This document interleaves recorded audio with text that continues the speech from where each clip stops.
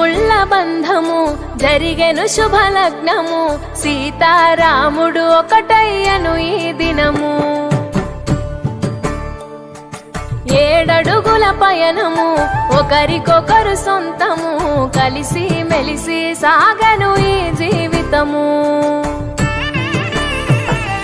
శతమానం భవతి అని వధువరులను దీవించి శ్రీరస్తు శుభమస్తని అతిథులు ఆశీర్వదించి పంచాభూతాల నడుమ 2 మనసులేకమయ్యే కళ్యాణం